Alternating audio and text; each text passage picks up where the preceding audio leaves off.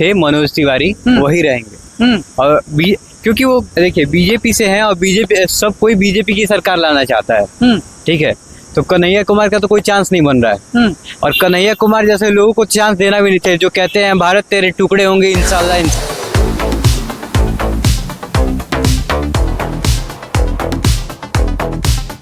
मोदी जी बोले थे 2 करोड़ युवाओं को रोजगार देंगे।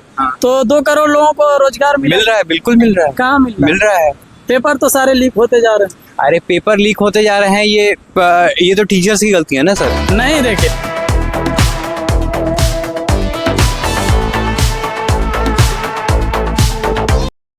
आप सबका NAST न्यूज में बहुत बहुत स्वागत है। अभी देश में एक ही सवाल है कि कौन बनेगा भारत का प्रधानमंत्री।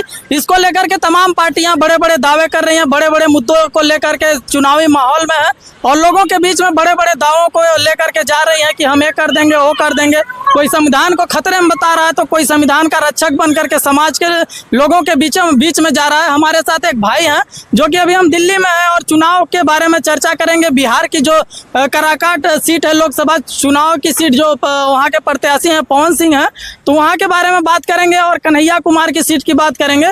भैया क्या नाम पड़ेगा आपका? मेरा नाम हुआ शिवम राय और मैं बिहार से हूँ। जी, क्या माहौल है बिहार का, क्या लग रहा है? देखिए बिहार में इस बार तो लग रहा है बीजेपी जीतेगी। लग क्या रहा है, कंफर्म है बीजेपी ही जीतेगी। और अभी जेडीयू से गठबंधन भी है बीजेपी का, तो सारा सपोर्ट बीजेपी को ही जा रहा है। और बात रहा पवन सिंह का, तो पवन सिंह जी अभी काराकाट से लड़ रहे हैं निर्दलीय, और उनके अपोजिशन में कुशवाहा जी हैं जो कि बीजेपी से उनका भी गठबंधन है। RLJD शायद से उनका पार्टी, RLJD पार्टी से हैं वो। तो वो भी अच्छे नेता है, लेकिन हमारा वोट लग रहा है कि लग क्या रहा है पवन सिंह को ही जाएगा। पवन सिंह। आप कह रहे हैं कि बीजेपी को आना चाहिए। बीजेपी 400 पार सीटों के साथ दावा कर रही है और चुनावी मैदान में है, और पवन सिंह जो है निर्दलीय वहां से प्रत्याशी हैं। तो क्या पवन सिंह को आने से बीजेपी के 1 सीट कम तो नहीं होने वाला है? नहीं, बिल्कुल नहीं होगा। पवन सिंह फिर जो है बीजेपी में ही आने वाले हैं, बीजेपी से ही है वो, लेकिन निर्दलीय चुनाव लड़ रहे हैं सीट ना मिलने के कारण। नहीं देखिए, पवन सिंह जो है बीजेपी से नहीं है, वो अभी चुनावी माहौल में भाषण दे रहे हैं। वो बोल रहे हैं कि कई बार बोले कि हमें मतलब वो लोग हराने के लिए आ रहे हैं जिनको उम्मीद नहीं थी काराकाट को, वो लोग जान रहे हैं जो पहले जानते नहीं थे। मतलब मोदी जी को बोल रहे हैं कि जो राशन दे रहे हैं, राशन से काम नहीं चलने वाला। तो एक तरह से बड़ी बातें बोल रहे हैं मोदी जी पे। तो कैसे? देखिए वो बीजेपी से ही है, कुछ भी हो जाए वो बीजेपी से ही है। और बात रहा राशन का, जो राशन सब बढ़ रहा ही है, सब कोई देख रहा है और सबको मिल भी रहा है। अब जो लेके भी अगर ना बोले तो उसका बात अलग है, उसका बात कोई कुछ बोल ही नहीं सकता है। आप नौजवान हैं और नौजवानों को मतलब थोड़ा देश के बारे में, देश से भक्ति होती है देश लोगों के अंदर, लेकिन मोदी जी बोलते हैं कि आत्मनिर्भर भारत, नाम सुने होंगे कि आत्मनिर्भर भारत। हमारे देश के लोग आत्मनिर्भर बनते जा रहे हैं। आत्मनिर्भर मतलब अपने आप पे निर्भर। तो 5 kg राशन क्या लोगों को आत्मनिर्भर बनाएगा? देखिए इंडिया का पूरा ओवरऑल जो जनसंख्या है, आपको पता है कितना है? कितना है? आप बताइए। अरे आप बताइए कितना है? 140 करोड़। 140 करोड़, 125 करोड़ जो है 125 करोड़ है। तो 125 करोड़ को आप कितना खाना बांट सकते हैं? कितना खाना बांट सकते हैं बताइए? देखिए अनाज की बात है कि मतलब यहाँ पे अनाज मिल रहा, तो इससे पहले भी सरकारें अनाज देती रही हैं, चलता आया है। जब से देश आजाद हुआ है तब से हमारा देश में गरीबी हालत थी, तो विपक्ष की पार्टियां भी राशन देने का काम किया। केंद्र सरकार राशन देती रही है। विपक्ष पहले सरकार सत्ता में आए उसके बाद राशन बांटेगा। अभी सत्ता में आने में बहुत टाइम क्या, वो सत्ता में आने वाला ही नहीं है। अभी बीजेपी की सरकार है और 4 जून को ही रिजल्ट अनाउंस होने वाला है। क्या लग रहा है 4 जून को 400 सीटें पार आ जाएंगी? बिल्कुल आएंगी, इसमें कोई शक है नहीं अभी। अच्छा ये बताइए, 10 साल मोदी जी केंद्र में रह चुके हैं, तो केंद्र में रहते हुए नौजवानों के लिए, हमारे देश के जो नौजवान है, क्या क्या योजनाएं आई जो नौजवानों को लाभ? अरे अब देखिए, जैसे आयुष्मान कार्ड योजना है, उसमें 5 लाख तक आप फ्री में इलाज करा सकते हैं। कहीं भी हो रहा है? कहीं बिल्कुल हो रहा है। कहाँ हो रहा है? अरे हर जगह हो रहा है। आपके पास आयुष्मान कार्ड है? है नहीं, हम उन लोगों के पास भी गए जिनके पास आयुष्मान कार्ड था, जहाँ जा करके वो लोग अस्पताल में दिखाते हैं तो सुनवाई ही नहीं होती है। क्यों नहीं सुनवाई होती है? हर जगह सुनवाई होती है। हमारे साथ चलिए। अच्छा ये बताइए कि मोदी जी बोले थे 2 करोड़ युवाओं को रोजगार देंगे, तो 2 करोड़ लोगों को रोजगार मिल रहा है? बिल्कुल मिल रहा है। कहाँ मिल रहा है? पेपर तो सारे लीक होते जा रहे हैं। अरे पेपर लीक होते जा रहे हैं, ये तो टीचर्स की गलती है ना सर। नहीं देखिए, टीचर्स की गलती है। सत्ता में जो होता है उसकी शासन व्यवस्था होती है कि मतलब उसके लोग किस तरह से काम कर रहे हैं। पेपर लीक हो रहा है तो कौन करा रहा है, ये तो टीचरों की गलती नहीं है, मतलब कार्यकर्ताओं की गलती है ना सर। एक सड़ा हुआ आलू पूरे बोरे को खराब कर सकता है, ठीक है। तो पूरा बोरा जो सड़ा हुआ नहीं है, अब एक सड़ा हुआ आदमी पूरे बोरे को ही खराब करे। जैसे अब एक आदमी का, अब हर सही आदमी के साथ एक आदमी गलत होता ही है। तब तो एक ही चीजें तो देश में कम ही भ्रष्टाचार होता है, लेकिन बीजेपी की सरकार बोलती है देश से भ्रष्टाचार खत्म हो गया। तो भ्रष्टाचार तो हो ही रहा है। 15 लाख रुपए मिले आपको? किस चीज के? 15 लाख जो मोदी जी बोले थे कि 15 लाख लोगों के अकाउंट में आएगा, मिला?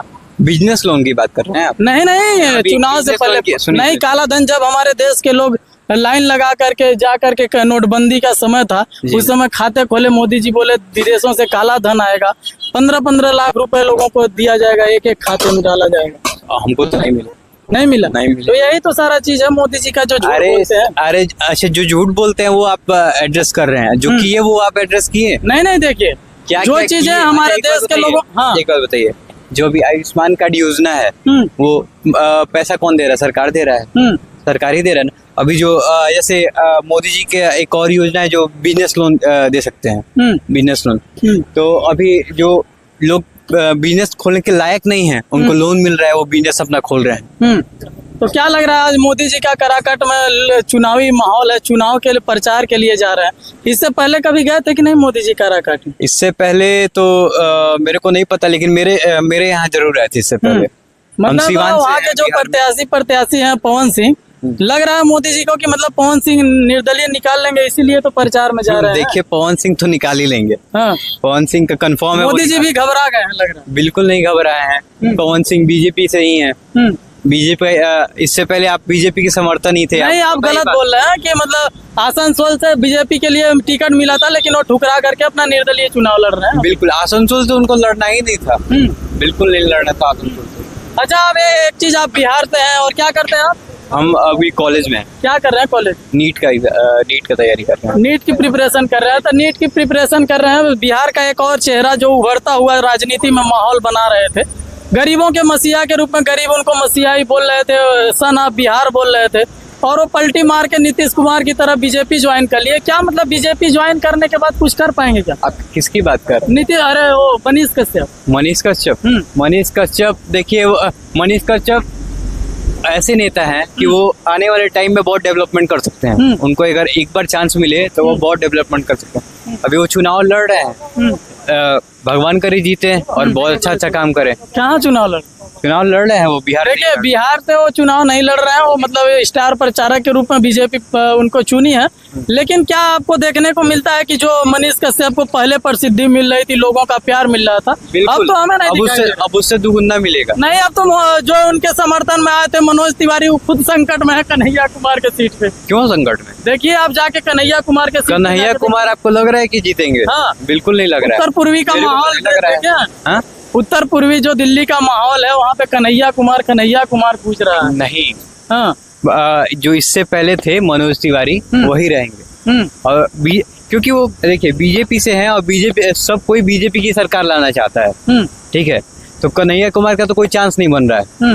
और कन्हैया कुमार जैसे लोगों को चांस देना भी नहीं चाहिए, जो कहते हैं भारत तेरे टुकड़े होंगे इंशाल्लाह इंशाल्लाह। नहीं, तो ये तो प्रूफ नहीं हुआ है ना कि मतलब वो बोले थे। अरे बिल्कुल हुआ है, वीडियोस है, इंटरनेट पे वीडियोस है। उनका कहना है कि यदि हम इस तरह से बयान दिए थे तो अभी हम जेल में होते, क्यों बाहर हैं हम?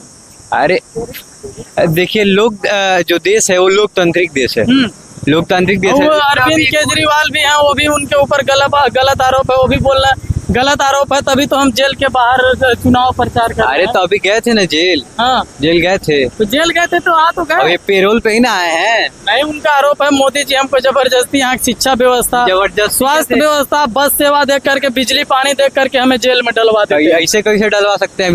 बिना वो सबूत के आप जेल में डाल देगा कोई? लोकतांत्रिक देश है भैया। वो बोल रहा है ईडी उडी सब उन्हीं के। तो पैसा रखेंगे तो ईडी छापा नहीं मारेगा, पैसा रखेंगे तो छापा मारेगा। बताइए क्या माहौल है लास्ट में? बताइए किसकी सरकार बननी चाहिए? बिल्कुल बीजेपी की सरकार बननी चाहिए, युवाओं के लिए बेहतर हो। बिल्कुल। चलिए, धन्यवाद। तब तक के लिए विदा लेते हैं। जय हिंद, जय भारत।